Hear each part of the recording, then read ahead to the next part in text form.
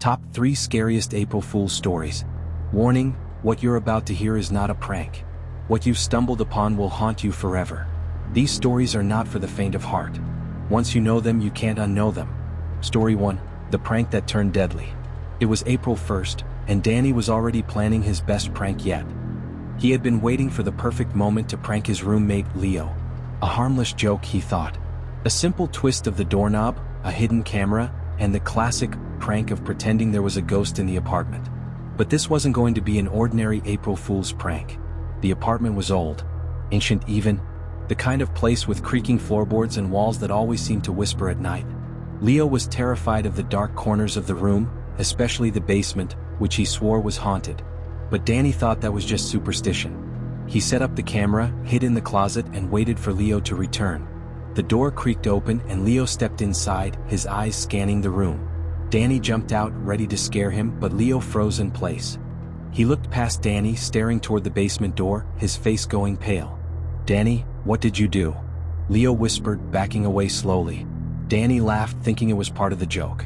But Leo wasn't laughing. From the basement, a slow scraping noise echoed upward.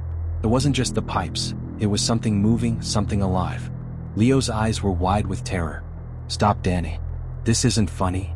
Danny froze. He hadn't heard that sound before.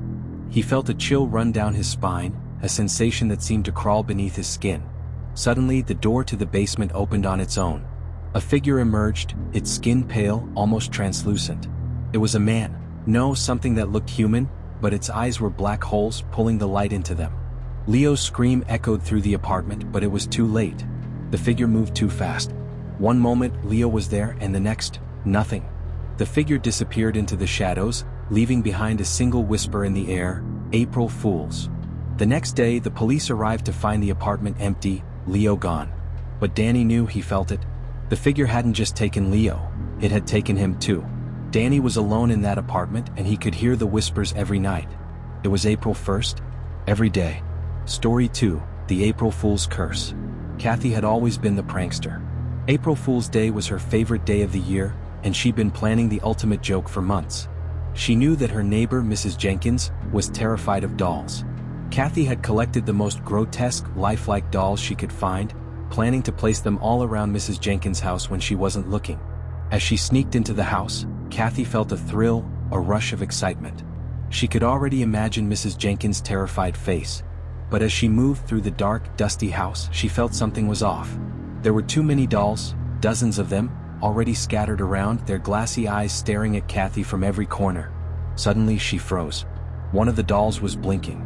Kathy laughed, nervously at first. "You're just messing with me, right?" But the doll blinked again. The air in the house turned cold, as if the very walls were watching her. The dolls seemed to shift, their positions changing ever so slightly.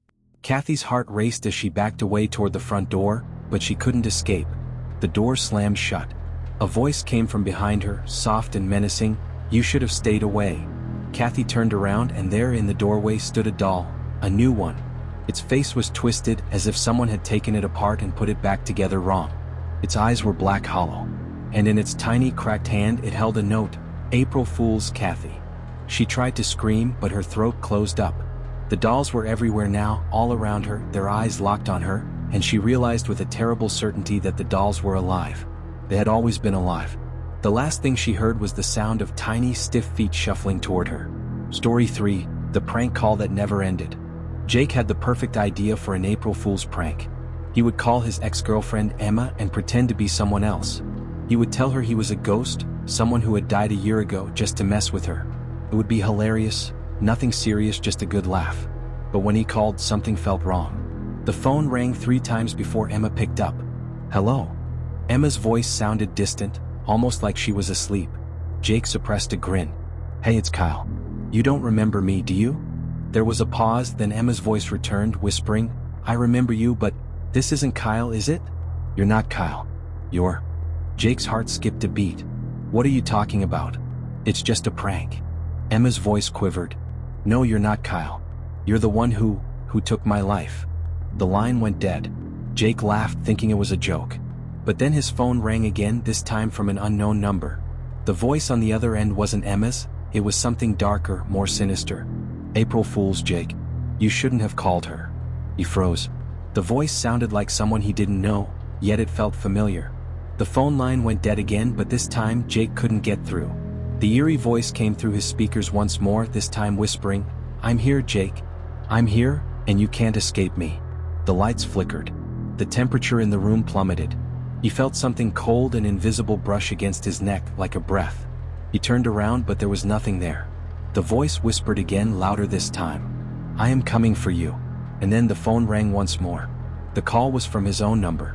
If you've made it this far, know this: the stories don't end here. What you've just heard has already followed you, and now the prank is on you. There's something waiting for you. Something that knows you've heard its voice. Subscribe now. Because whether you like it or not, you've already invited it in. The April Fool's curse never ends.